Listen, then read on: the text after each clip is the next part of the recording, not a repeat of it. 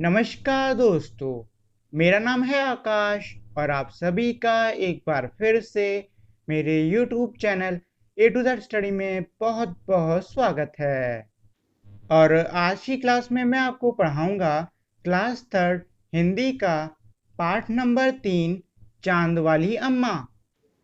चांद वाली अम्मा, तुम शरारत तो करती ही होगी। कौन कौन सी शरारत करती हो? इन चीज़ों का इस्तेमाल तुम कोई शरारत करने के लिए कैसे करोगी? चीज़ें हैं झाड़ू, पंख, कागज और गुब्बारा। इसका मतलब यह है कि जो शुरुआत है हमारे पाठ की, इसमें एक छोटा सा प्रश्न पूछा गया है लेखक द्वारा आपके लिए। तो लेखक इसमें ये प्रश्न पूछ रहे हैं कि आप लोगों ने कभी ना कभी कोई शरारत करी होगी। और मैं वैसे बता दूं कि लेखक हम उसको कहते हैं जिसने ये पाठ लिखा है कि तुम लोगों ने कभी ना कभी कोई शरारत करी होगी। कौन सी शरारत करी है और इन चीज़ों का इस्तेमाल करके तुम कैसे शरारत कर सकते हो? तो इसमें आपको उत्तर नहीं देना है, अपने मन में इसका उत्तर सोच लेना है। बहुत समय पहले की बात है। एक बूढ़ी अम्मा थी, बिल्कुल अकेली। उसका अपना कोई न था। घर का काम काज उसे खुद ही करना पड़ता। सुबह उठकर कुएं से पानी लाना, खाना बनाना आदि। उसके साथ एक परेशानी थी। वह रोज सुबह उठकर जब घर में झाड़ू लगाती, तब तक तो मैं आपको परेशानी थी तक इसमें समझा देता हूँ। इसका मतलब ये है कि ये स्टोरी में बता रहे हैं कि बहुत पहले की बात है। एक बूढ़ी अम्मा रहा करती थी और वो एकदम अकेले रहती थी। उनके घर में मतलब कोई था नहीं, उनके कोई रिश्तेदार या फिर बाकी कोई। और वो घर का जो भी काम वाम होता था वो सब खुद ही किया करती थी, जैसे कि सुबह उठ के पानी लाना कुएं से, खाना बनाना, बाकी सारी चीज़ें। उनके साथ में एक परेशानी थी, मतलब उनको एक परेशानी थी। वह रोज सुबह उठकर जब घर में झाड़ू लगाती, तब तक तो सब ठीक रहता, पर जैसे ही वह आंगन में जाती और झाड़ू लगाने के लिए झुकती, तभी आसमान आकर उनकी कमर से टकराता। अम्मा उसे घूर कर देखती तो वह थोड़ा हट जाता। फिर वह जैसे ही दोबारा झुकती, आसमान फिर अपनी हरकत दोहराता। एक दिन, 2 दिन, 3 दिन, लगातार यही क्रम चलता रहा। अम्मा झाड़ू लगाएं और आसमान उसे तंग करें। एक दिन कुएं पर पानी भरने को लेकर अम्मा की किसी और से झगड़ा हो गया। अम्मा जरा गुस्से में थीं। वह झाड़ू उठाकर आंगन में गईं और जैसे ही झुकी, आसमान ने अपनी आदत के अनुसार उन्हें फिर छेड़ा। इसका मतलब ये है कि जब वो घर के अंदर झाड़ू लगा रही होती हैं, तब तो एकदम सब कुछ सही रहता था। लेकिन जैसे ही वो झाड़ू आंगन में लगाने के लिए जाती थी, तब आसमान जो है, इसमें एक मतलब बताया गया है कि आसमान एक बच्चे के रूप में है जो कि हमेशा नीचे आता और जो अम्मा है उनको परेशान करता। जैसे ही वो झुकती झाड़ू लगाने के लिए, तो आसमान उनसे आके टकरा जाता। बार बार यही करता रहता था, जिससे कि जो अम्मा थी वो काफी ज्यादा आसमान से परेशान रहती थी। एक दिन, 2 दिन, 3 दिन, मतलब यही वो हरकत रोज रोज करता रहता और वो कभी रुकता नहीं था।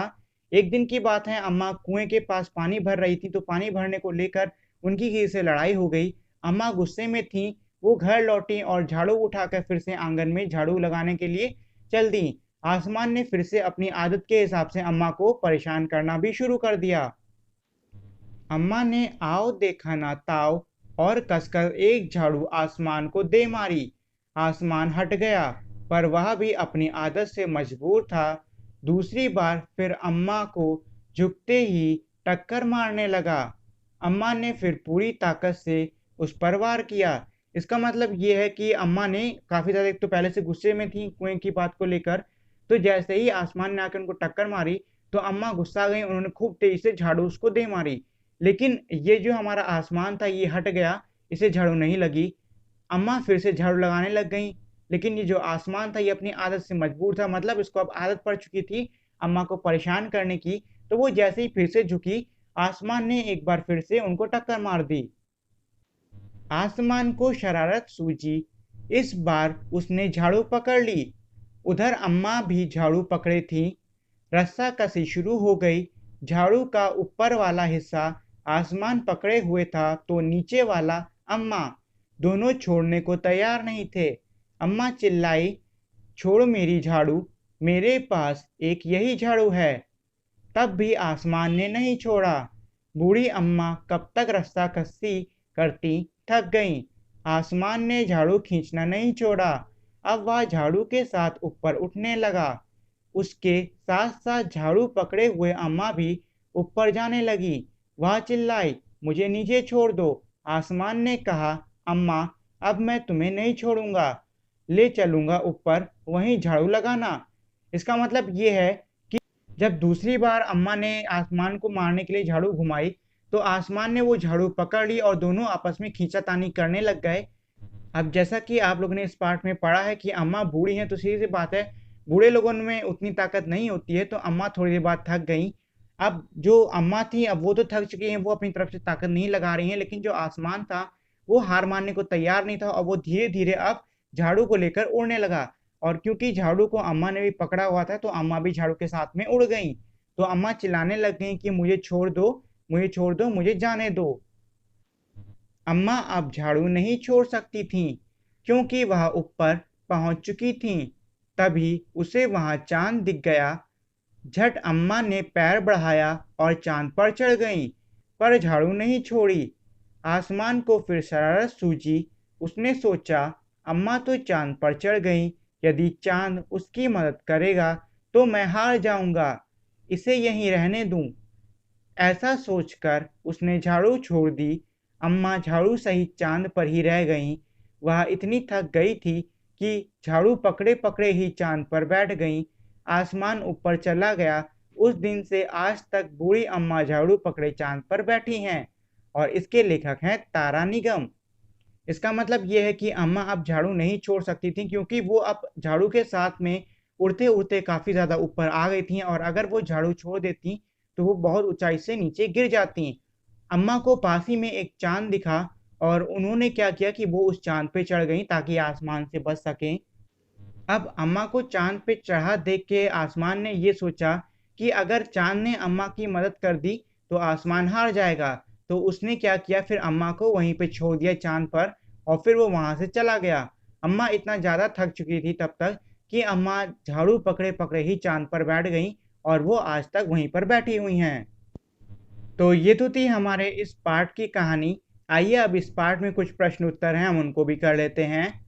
पहला प्रश्न है, तुम्हारी कल्पना से बूढ़ी अम्मा चांद पर क्यों चढ़ गई होंगी? मतलब अब आपको खुद से सोच के इसमें लिखना होगा कि जो बूढ़ी अम्मा थी, वो चांद पे क्यों चढ़ गई होंगी? तो आसमान से बचने के लिए वह चांद पे चढ़ गई होंगी। मतलब ये है कि उन्हें आसमान से बचना था, इसीलिए वो चांद पर चढ़ गईं। चांद वाली अम्मा झाड़ू क्यों नहीं छोड़ना चाहती थीं? इसका मतलब ये है कि जो अम्मा थी वो झाड़ू को क्यों नहीं छोड़ना चाहती थीं? क्योंकि उसके पास बस वही झाड़ू थी। मतलब ये है क्योंकि उनके पास सिर्फ वही एक झाड़ू है, इसीलिए वो उस झाड़ू को नहीं छोड़ना चाहती थीं। अगला है, चित्रों को देखकर बताओ कि अम्मा के साथ कौन-कौन रहता होगा। मतलब ये है कि वैसे तो अम्मा अकेली रहती थीं, लेकिन आपको पहले वाला जो चित्र है, उसको देख के बताना होगा कि अम्मा के साथ में और उस घर के आस-पास कौन-कौन रहा होगा। तो अम्मा के साथ बिल्ली और चिड़िया रहती होंगी, क्योंकि हमारा जो पहला वाला चित्र है, उसमें बिल्ली और चिड़िया दोनों ही बनी हुई हैं। अगला है, आसमान बार-बार आकर अम्मा की कमर से क्यों टकराता था? तुम्हें क्या लगता है? इसका मतलब ये है कि जो आसमान है वो बार-बार आके अम्मा को क्यों परेशान करता था? तो इसका उत्तर होगा, क्योंकि आसमान को अम्मा के साथ शरारत करने में मज़ा आती थी। मतलब ये कि जो आसमान है उसे अम्मा को परेशान करने में, उन्हें छेड़ने में काफ़ी मज़ा आता था। रूठना मनाना। जब बूढ़ी अम्मा उड़ी जा रही थीं, तो उन्होंने आसमान को हर तरह से मनाने की कोशिश की होगी। बताओ, उन्होंने क्या-क्या कहा होगा? इसका मतलब ये है कि आपको अब खुद से सोचकर इसमें बताना होगा, मतलब खुद से सोच के इसमें लिखना होगा कि जब जो आसमान है वो अम्मा को उड़ाए ले जा रहा था, तो अम्मा ने क्या-क्या कहा होगा कि जो आसमान है वो अम्मा को जाने दे। तो पहला है घबराकर, मतलब अम्मा ने कैसे बोला होगा घबराकर? तो उन्होंने कहा होगा मुझे जाने दो। गिड़गिड़ा कर, मतलब कि इसे भीख माँगना, तो उन्होंने कहा होगा कृपया मुझे जाने दो। फिर है गुस्से में, तो गुस्से में अम्मा ने ऐसे बोला होगा मुझे जाने दो वरना। और उसके बाद यह तरकीब सूझने पर, मतलब जब उन्होंने चाँद को देखा होगा तब उनके मन में तरकीब सूझी होगी, तो उन्होंने कुछ इस तरीके से कहा होगा कि अभी बताती हूँ। अगला प्रश्न है घूरना। अम्मा उसे घूर कर देखती तो आसमान थोड़ा हट जाता। कब-कब ऐसा होता है कि जब तुम्हें कोई घूर कर देखता है, इसका मतलब यह है कि जिस तरीके से अम्मा के घूरने पे आसमान हट जाता है, आपको भी बताना है कि आपको कब-कब कोई घूरता है। तो इसमें पहले में एक उदाहरण दिया भी हुआ है, जैसे मेरा दोस्त मुझे घूरकर देखता है जब मैं उसका मज़ाक उड़ाता हूँ। मतलब ये है कि वो आपका जो दोस्त है, वो आपको तब घूरता है जब उसका मज़ाक उड़ाते हो। तो नीचे आपको 3 और दिए हुए हैं। पहला है मेरे पिता, मतलब ये कि आपके जो पिताजी हैं, वो आपको कब घूर के देखते हैं। फिर है मेरे शिक्षक, वो आप मतलब जो आपके अध्यापक हैं, वो आपको कब घूर के देखते हैं। मेरी भाई और मेरी बहन, मतलब कि आपका जो भाई-बहन है, वो आपको कब घूर के देखते हैं। तो देखिए, पिता तो आपके तब देखते होंगे जब भी आप कोई शरारत करते होंगे, तो पिता आपको घूर के देखते होंगे। शिक्षक आपको तब घूरते होंगे जब आप कोई काम नहीं करके आते हो या फिर आप किसी पाठ को पढ़ के नहीं आते होंगे। और आपके भाई-बहन आपको तब घूरते होंगे जब आप उनसे कोई चीज़ ले लेते हो या फिर कोई और बातें भी हैं, तो आप इसमें वो लिख सकते हो। अगला प्रश्न है दम लगा के हईशा। रस्साकसी के खेल में 2 टोलियों के बीच में खूब खींचातानी होती है। कुछ और खेलों के नाम लिखो जिनमें 2 टोलियाँ खेलती हैं। इसका मतलब ये है कि जो रस्साकसी का खेल होता है, रस्साकसी मतलब एक टाइप का खेल होता है कि एक रस्सी होती है और एक तरफ एक टीम, दूसरी तरफ 2 टीम और दोनों ही अपनी तरफ से ताकत लगा के उस रस्सी को खींचती हैं, तब तक जब तक कि जो दूसरी वाली टीम है वो पहली वाली टीम के पाले में ना आ जाए। तो आपको इसमें बताना है कि जिस तरीके से रस्साकसी में 2 टीम खेलती हैं, वैसे ही और कौन-कौन से ऐसे खेल होते हैं जिसमें कि 2 टीमें खेलती होंगी।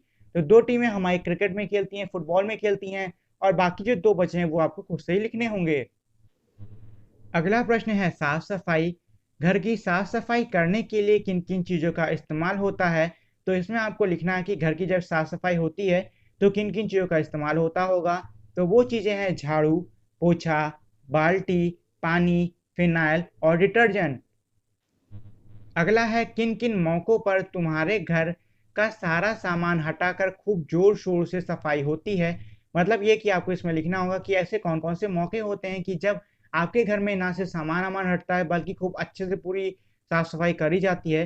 तो इसमें आप लिख सकते हो त्योहार, जैसे कि हमारा हो गया ईद या फिर दिवाली या फिर होली। अगला है ये मौका ख़ास क्यों है? तो देखिए ये मौके इसलिए ख़ास हैं क्योंकि ये त्योहार होते हैं और पूरा परिवार मिलके इनको मनाता है। आप इसमें ऐसे उत्तर लिख सकते हो। अगला है इसी में सफाई के काम से जुड़े हुए शब्दों को सोचो और लिखो, जैसे कि झाड़ना। इसका मतलब ये है कि आपको साफ-सफाई से जुड़े हुए जो शब्द हैं उनको सोच के लिखना होगा, जैसे कि उदाहरण के तौर पे उन्होंने दिया झाड़ना। तो ऐसे ही मैंने 2 और दे दिए हैं जो कि हैं धोना और पोंछना। अब आपको इसमें 2 और खुद से लिखने होंगे। अगला प्रश्न है, काम कौन करता है? बूढ़ी अम्मा अकेली रहती थीं, उन्हें घर का सारा काम अकेले ही करना पड़ता था। उन कामों की सूची बनाओ जो उन्हें सुबह से शाम तक करने पड़ते होंगे। यह भी बताओ कि तुम्हारे घर में यह काम कौन-कौन करता है? इसका मतलब ये है कि ये कह रहे हैं कि जो बूढ़ी अम्मा है वो अपने घर में अकेली रहती थीं, इसीलिए उन्हें सारे काम खुद से ही करने पड़ते थे। अब आपको नीचे एक सूची बनानी होगी, मतलब एक लिस्ट बनाना होगा और उसमें आपको सोच के लिखना होगा कि अम्मा को आखिर सुबह से ऐसे कौन-कौन से काम करने होंगे।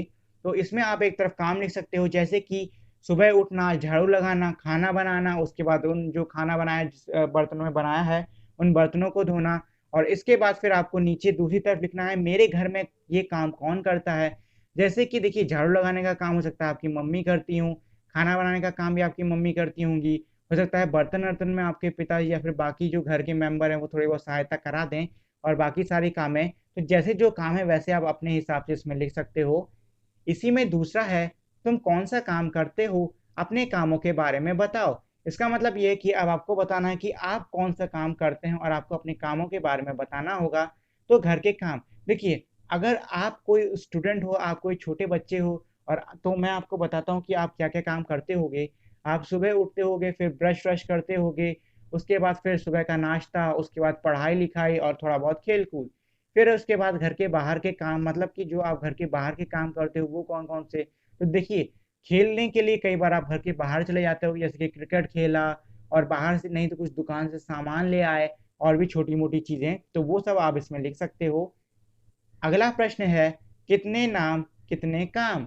इस कहानी में नाम वाले और काम वाले कई शब्द आए हैं, उन्हें छाँट कर नीचे तालिका में लिखो। इसका मतलब ये है कि नीचे आपको लिस्ट बनानी होगी मतलब कि एक तालिका बनानी होगी और उसमें लिखना होगा कि इस पूरे पाठ में नाम वाले शब्द हमारे कौन-कौन से हैं और काम वाले शब्द हमारे कौन-कौन से हैं।